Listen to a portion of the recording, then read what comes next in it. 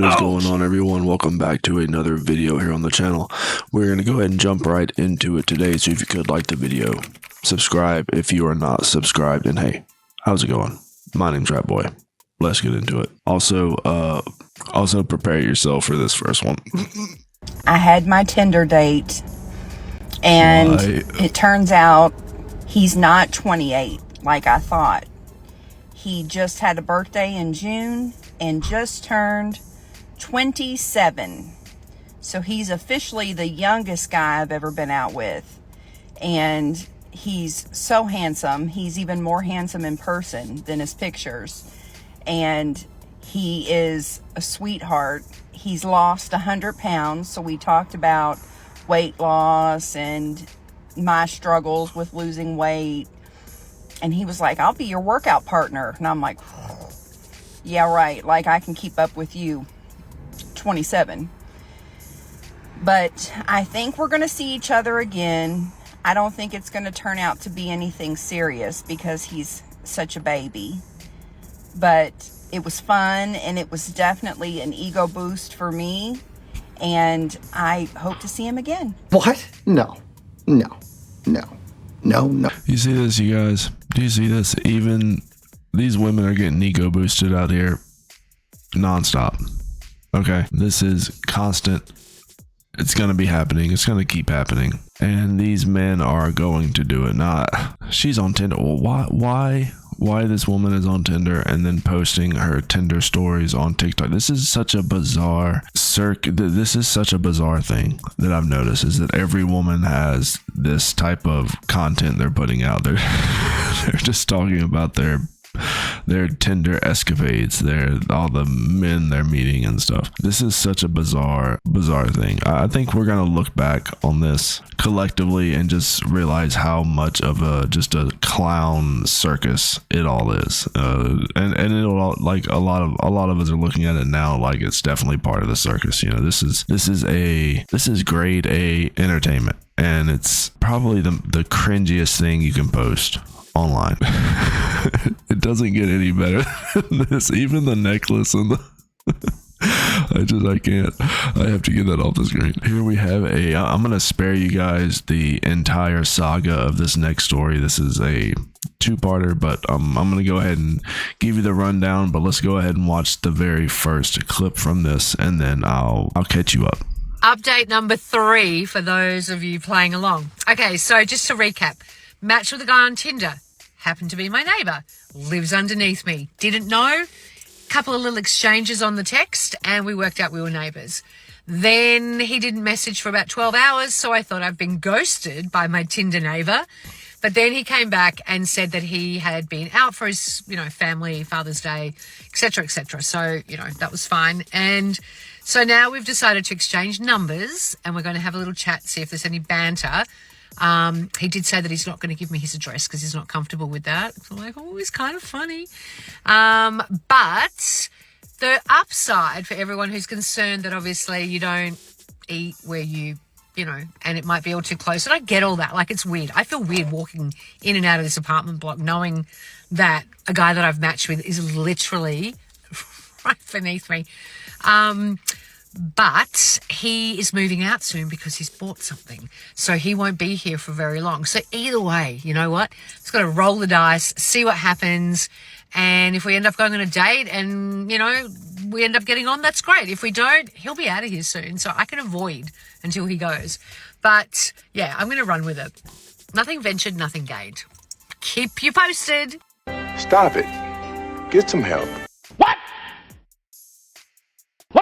And this is the commonality between all these women that go on Tinder and find these dudes. This guy is living in her same apartment. That is not deterring her from interacting with this man online. Obviously, she is not going to stop doing that. It's even getting to the point to where he told her that he bought property somewhere else and he will be moving out, and this is obviously a ploy to get this woman even more in the mindset that he'll be gone soon, so they can just smash and he can get over with. The seed has been planted.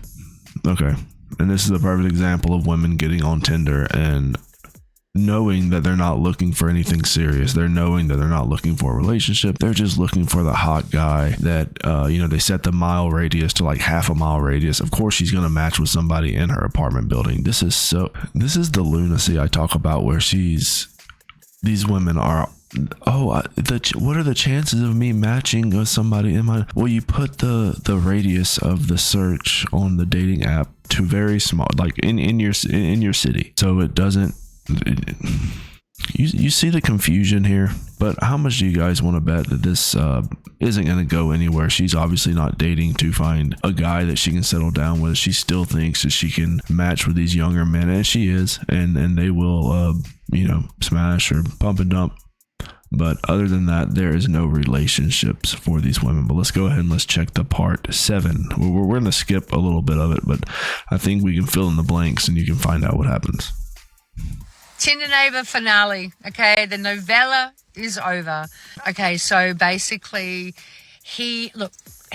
Basically, let me give you the rundown before she completely fabricates everything, which I honestly think that this story didn't exist to begin with. But if it did exist, this is how it went down. They matched on Tinder.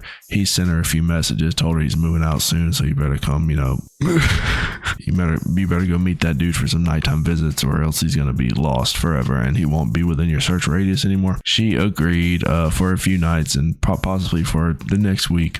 And they hooked up, pumped and dumped a few times, and he sent her packing, and now he has moved on to, better, more attractive, more pleasant women, women with, better personalities, better teeth, stuff like that. And he has moved on, so he really has no need for this neighbor lady anymore. And I'm even thinking that maybe he wasn't even her neighbor. Maybe he just said that just so that she would feel better about even if this story existed, obviously. But let's continue this TikTok. Let's see what she has to say.